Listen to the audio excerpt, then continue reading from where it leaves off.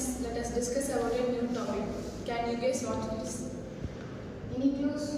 It's divergence theorem. Is it Gauss divergence theorem? No. Is it Green's? Yes. Can I explain? Sure. Green's theorem. If R is a closed region in the xy plane, there was a closed curve is formed. M and N are a continuous function. இப்போ M and N வந்து continuous ஃபங்க்ஷனாக இருந்துச்சுன்னா அங்கே வந்து continuous divergent வந்து form ஆகும் இந்த R region. அதோட ஃபார்முலா வந்து integral of C m dx plus n dy equal to double integral over R into dou n by dou x minus dou n by dou y into dx by dy. இது வந்துட்டு C வந்து இருக்கும். C வந்து travels anti clockwise direction வந்து C வந்து travel ஆகும். See Green's theorem's applications. Green's theorem is the particular case of Stokes theorem. Green's theorem வந்து Stokes theorem ஓட particular cases. ஓகேவா? To express a given line integral as a double integral. ஒரு given line அப்படினா single integral வந்து double integral அது வந்து காட்டும். அதே மாதிரி express a given double integral as a line integral. Double integral line integral express பண்ணும். அப்புறம் calculating the area of irregular shapes. இப்போ circle, square, rectangle இதுனா ஃபார்முலா இருக்கு. இப்போ irregular shapesக்கு ஃபார்முலா இல்ல. அதை வந்து calculate பண்றதுக்கு நம்ம Green's theorem யூஸ் பண்ணுவோம். Special case of Stokes theorem. Let us see a problem on let us see a problem on verification of Green's theorem. ரெண்டு பாராபோலா வந்து இங்க இன்டர்செக்ட் ஆகுது. அப்போ வந்து ஒரு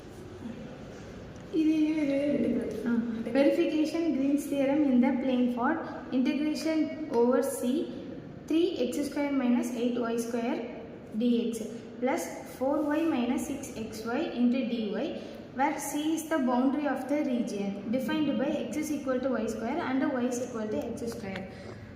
இப்போ ரெண்டு பாராபோலா வந்து இங்கே இன்டர்செக்ட் ஆகுது.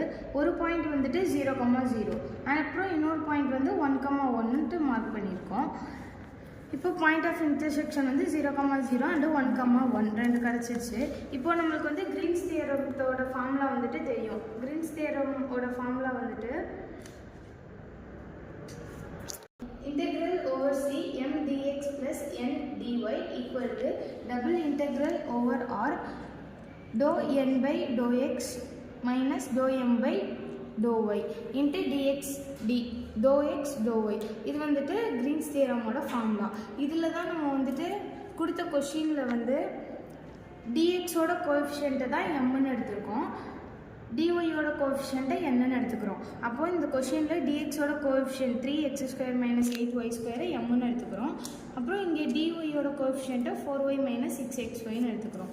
இப்போது நம்ம எம்மை வந்துட்டு ஃபார்முலாவில் வந்துட்டு dou m by dou y வேணும், அடுத்து dou n by dou x வேணும். அப்போது நம்ம எம்மை வந்து வித் ரெஸ்பெக்ட் டு ஒய்னால் டிஃப்ரென்ஷியேட் பண்ணணும், என்னை வந்து வித் ரெஸ்பெக்ட் டு எக்ஸ்னால் டிஃப்ரென்ஷியேட் பண்ணணும். இப்போ எம்மை வந்து டிஃப்ரென்ஷியேட் பண்ணும்போது இதை 3x இது முன்னாடி வருமா, அப்போ 6x minus with respect to ஒய்னால டிஃப்ரென்ஷியேட் பண்ணோம். அப்போ இந்த டேர்ம் வந்துட்டு 0 ஆகிடும். இப்போ 2 8 16 16 மைனஸ் 16y அப்புறம் dou n by dou x இங்கே வித் ரெஸ்பெக்ட் டு எக்ஸ். அப்போது இந்த டேர்ம் வந்துட்டு ஃபுல்லாக 0 ஆகிடும். இப்போது இங்கே வந்துட்டு 6y மைனஸ் 6yன்னு ஆன்சர் கிடச்சிடும். இப்போ நமக்கு வந்து ஃபார்முலாவில் RHS தான் சால்வ் பண்ண போகிறோம்.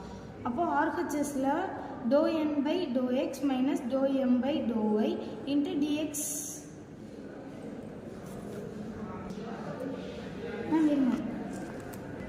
0 to 1. இப்போ double integral over R dx dou n by dou x minus dou m by dou y into dx dy. இப்போ டபுள் இன்டெக்ரல் 0 to 1, இன்னொரு இன்டெக்ரலுக்கு வந்துட்டு y square into root y, xyயோட லிமிட்ஸ் வந்துட்டு இங்கே நம்ம அப்படியே அப்ளை பண்ணிக்கிட்டோம்.